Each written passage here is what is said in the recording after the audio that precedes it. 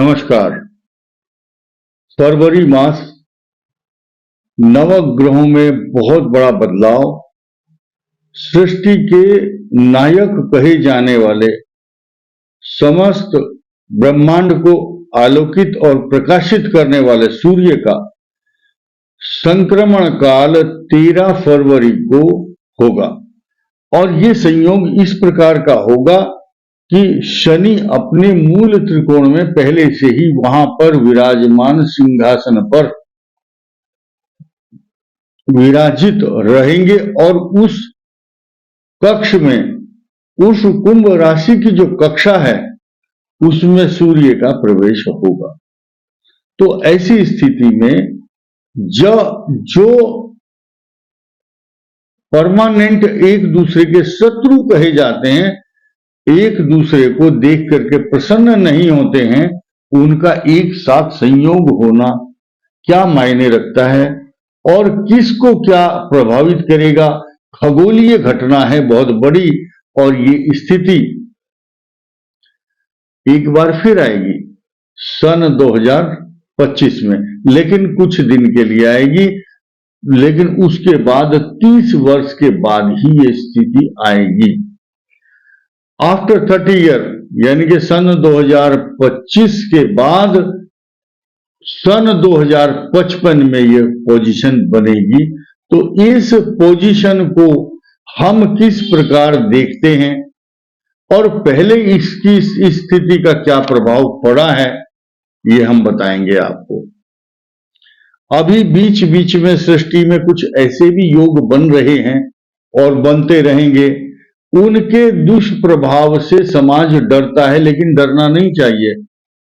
कोई बोलेगा खप्पर योग बनेगा, कोई कहेगा अंगारक योग भी बनता है, तो उस पर हम चर्चा करेंगे। लेकिन सृष्टि के लोगों को इन ऐसी घटनाओं को लेकर डर और भयभीत होने की आवश्यकता नहीं है। सिर्फ जिन जिन राशियों का इनसे सरोकार है, सिर्फ उन राशियों को ही इसके प्रिवेंशन, इसके बचाव, इससे सुरक्षा कैसे रखनी है, उनका ध्यान रखना होगा। आइए हम चर्चा करेंगे किन किन राशियों को इन दो ग्रहों का दुष्प्रभाव झेलने को मिल सकता है, या और आपको क्या बचाव लेना चाहिए, वो मैं आपको बताऊंगा संक्षेप में। तो आइए शुरू करते हैं। कुंभ राशि में शनि और सूर्य का एक साथ होना क्या मायने रखता है, पहले तो मैं बताऊंगा आपको। 13 तारीख को 3:45 43 या 45 मिनट पर, 3:45 बजे 13 तारीख को सूर्य का संक्रमण, संक्रांति है उस दिन, तो शनि के साथ होगा। और वो कहां होगा? कुंभ राशि में होगा। इसका सीधा सीधा अर्थ यह है कि जब कुंभ राशि में ये ट्रांजिट हो रहा है या इन ग्रहों का बदलाव होगा, तो कुंभ राशि को प्रभावित करेगा। और कुंभ राशि को इसलिए भी प्रभावित कर रहा है, देखिए कुंभ राशि उस दिन पाप कर्तरी योग में आ जाएगी। क्यों आ जाएगी? क्योंकि कुंभ राशि से एक आगे और एक पीछे, आगे राहु और पीछे मंगल, ये दो पापक ग्रह, और साथ में सूर्य और शनि। यानी कि आप देखिए मंगल, शनि, सूर्य और राहु, इनका क्रम एक, इसको क्रम कह सकते हैं, सीरियल वाइज। पहले मंगल, फिर सूर्य शनि, उसके बाद राहु। अब इसी के साथ साथ कुंभ राशि पर अष्टम भाव में केतु भी चल रहा होगा। तो ये तो एक तो कुंभ राशि को एक्सपेंसिव बनाएगा, खर्चे, व्यर्थ के विवाद और शत्रुओं से हानि, फिजूल खर्ची के साथ साथ फॉल्स एलिगेशन। और आप बचेंगे कैसे? क्योंकि आपकी वाणी स्थान में राहु है। जितनी आपके अंदर वाक शक्ति, चातुर्यता, मधुर भाषा होगी, जितने अच्छे व्यवहारिकता से आप समाज को हैंडल कर पाए, टैकल कर पाए, तो वो अच्छा होगा। लेकिन आपके आर्थिक मामलों में, इनकम में, रिसोर्सेज ऑफ इनकम में कमी नहीं आएगी। लेकिन यहां प्रॉब्लम क्या है कि शनि सूर्य के साथ जब ऐसी दूषित अवस्था में होता है, जब उसकी दृष्टि तीसरे भाव में भी पड़ती है, राहु को क्रॉस करके मेष राशि पर दृष्टि पहुंच जाएगी। यहां एक शब्द की चर्चा करूंगा, वर्ष फल देखते समय या वर्ष का गोचर देखते समय। हमारे यहाँ एक ग्रंथ है, बहुत प्राचीन ग्रंथ, बहुत से लोग उसका नाम भी नहीं जानते होंगे। उसका नाम है ताजिक नीलकंठी। ताजिक नीलकंठी में 30 डिग्री के इंप्रेशन को बहुत गंभीरता से लिया गया है। उसका नाम हद्दा शब्द का प्रयोग करके कहा गया है ज्योतिष शास्त्र में, गोचर पोजीशन प्लैनेटरी ट्रांजिट्स को लेकर के खास तौर से। तो अब यहां हद्दा देखिए, हद्दा का मतलब 30 डिग्री के बिल्कुल समीप अगर पाप ग्रह हो तो सूर्य और शनि दोनों एक ही अंश पर हैं, एक ही डिग्री पर, एक ही राशि पर हैं। ऐसा आप 30 डिग्री के ड्यूर परिधि में हैं। और 12th हाउस में मंगल काफी निकट है, 30 डिग्री से भी कम है। और इसके अगले हाउस को देखें, मीन में जो राहु है वो भी 30 डिग्री से कम है। तो चारों तरह से कुंभ राशि को प्रताड़ित करने वाला या कष्ट देने वाला ग्रह है। प्लस पॉइंट सिर्फ एक ही है कि जब घर का मालिक अपनी ही राशि में बैठा है तो कुछ लोग उसको थोड़ा बहुत कष्ट तो दे सकते हैं, लेकिन मकान के ऊपर कब्जा नहीं कर सकते, मकान अपने नाम नहीं कर सकते जब तक उसका कब्जा वहां पर है। इसलिए कुंभ राशि इतनी मजबूत हष्ट पुष्ट इसीलिए रहेगी क्योंकि मूल त्रिकोण का मतलब होगा जैसे कि आपके नाम, कोर्ट और कचहरी और रजिस्ट्री आपके नाम है जमीन की, तो आप पूर्णतया मालिक हैं, आपका दाखिल खारिज भी हो चुका है, आपका नाम एंट्री है उसमें, तो आपके ऊपर थोड़ी बहुत दिक्कत आएगी। आप ये समझिए, आप बारिश में जा रहे हैं, छाता बहुत बढ़िया आपके पास है, कोई बात, आप भीगेंगे नहीं, लेकिन जो बारिश सड़क पर चल रही है छोटी मोटी छींटे आ जाएंगे, डरने की कोई आवश्यकता नहीं है। सेम पोजीशन अगली कुछ राशियों की होगी, उस पर हम थोड़े थोड़े समय के लिए चर्चा करते हैं। पहली राशि मेष, बहुत अच्छी पोजीशन 11वें भाव में बन रही है, धन का लाभ निरंतर होगा, सम्मान भी प्राप्त होगा, लेकिन पैरों में कष्ट क्योंकि राहु का दुष्प्रभाव आप पर होगा ही होगा। वृषभ राशि के लिए 10वें भाव में ये पोजीशन बनेगी, भाग्य स्थान में मंगल होंगे, राजयोग, लाभ में सूर्य राहु, तो कहां कमी है, सिर्फ वृषभ राशि राजयोग के साथ साथ बल्ले बल्ले होगी, और उस समय मंगल भी आपके लिए और सूर्य भी आपके लिए अच्छे शुभ परिणाम देंगे। मिथुन राशि के लिए भाग्य स्थान में ये पोजीशन बनेगी, this is very good symptoms, बहुत गुड साइन, बहुत अच्छी स्थिति, गुड अपॉर्चुनिटी और तरक्की का समय होगा। अब नौकरी में बदलाव तो मिथुन राशि के लिए होना है, ये अलग मैटर है, लेकिन कर्क राशि के लिए सूर्य और शनि की जो पोजीशन है ये बिल्कुल अच्छी नहीं है, क्योंकि अष्टम भाव में ये परिवर्तन होगा, केंद्र में आपके मंगल होगा, भाग्य स्थान में ऑब्स्टिकल बन करके ये ग्रहों की युति कष्टकारक होगी। लेकिन प्लस पॉइंट सिर्फ यही है कि बृहस्पति केंद्र में आपको सुरक्षित रखेगा। सिंह राशि के लिए 7वें भाव में सूर्य और शनि की युति, अष्टम राहु, किसी भी दृष्टि से ये अच्छी नहीं कही जा सकती। सिर्फ 2 ग्रह आपको बहुत ज्यादा फेवर करेंगे, मंगल और बृहस्पति।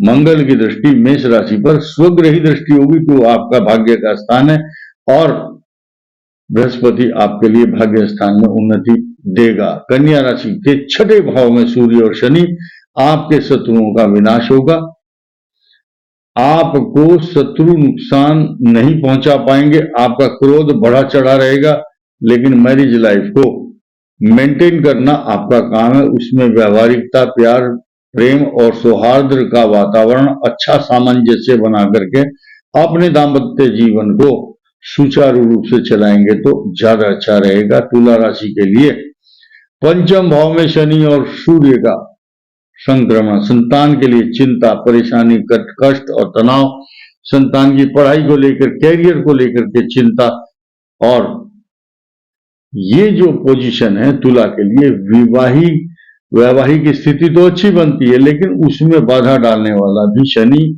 और राहु, ये क्या पोजीशन बना रहे हैं मैं आपको बताना चाहूंगा। क्योंकि आपके छठे भाव में तो हुआ राहु और पंचम में हुआ शनि, तो ये दोनों 30 डिग्री के निकट हैं दोनों, लेकिन चतुर्थ भाव में मंगल आपके घर में क्लेश पैदा करवाता है, लेकिन भूमि, भवन, वाहन, सवारी, प्रॉपर्टी का लाभ भी कराता है। वृश्चिक राशि के लिए चतुर्थ भाव में तो 3 राशि की यहाँ विशेष चर्चा करेंगे। कर्क के लिए कष्टकारक, वृश्चिक के लिए अच्छा नहीं है, क्योंकि सूर्य और शनि जब चतुर्थ भाव में आएंगे तो कुतो सुखम, सुख की कल्पना नहीं कर सकते, एक जगह बैठने नहीं देगा ये ग्रह आपको। और बस ये है कि पंचम भाव में बुद्धि को भ्रमित कर रहा है राहु, आप सोचेंगे हम तो सुखी हैं, कोई दिक्कत नहीं। बृहस्पति आपके लिए ना हानि करेगा और ना लाभ बहुत बड़ा। आपको खुद अच्छी तरह से अपनी लाइफ को मेंटेन करना है, क्योंकि आपके तीसरे भाव पराक्रम भाव पर मंगल होगा और उसकी दृष्टि आपके भाग्य स्थान पर होगी। इसीलिए आपकी खुद की पर्सनल समझ बूझ के कारण अपने बुरे समय को आप निकाल सकते हो। ये एक महीना 13 फरवरी से 13 मार्च तक अच्छा नहीं जाने वाला है।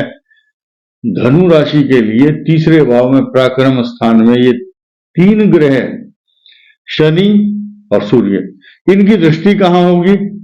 सूर्य अपने भाग्य भाव पर देखेगा, धनु के लिए शुभ होगा। धनु को चतुर्थ और दशम में राहु केतु बदलाव चाह रहे हैं, बिजनेस में बदलाव, माता के लिए कष्ट। अगर आप कोई पशु पालते हैं, पशु का नाम हम नहीं लेंगे, कोई भी हो सकता है, चाहे खरगोश, कबूतर, गिलहरी, उड़ने वाला, डॉग, गाय, भैंस आदि पशु के लिए कष्टकारक है।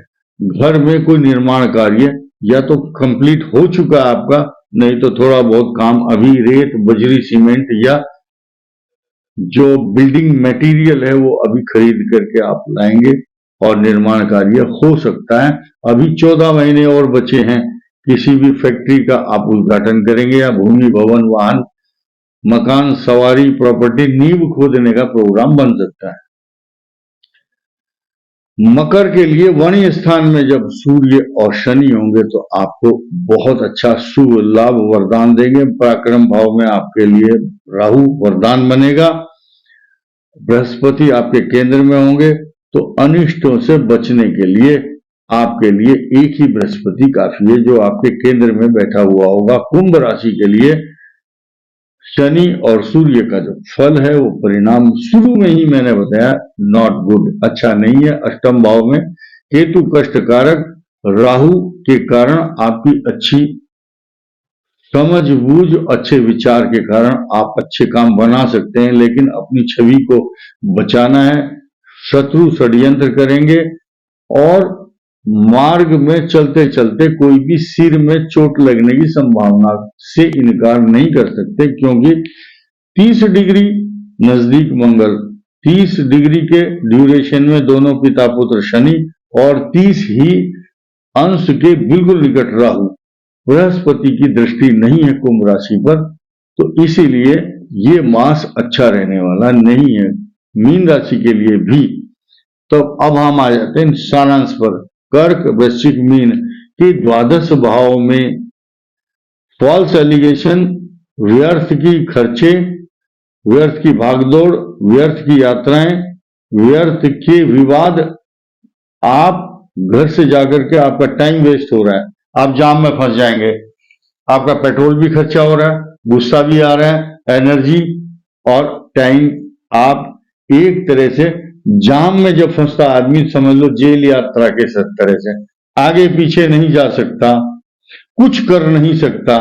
इसलिए ऐसी स्थिति में जाम में फंसना भी आपके लिए वरदान माना जाएगा, क्योंकि जो उस समय मीन राशि वाला जाम में रहेगा तो समझ लो वो बहुत सारे कष्टों से बचा हुआ है।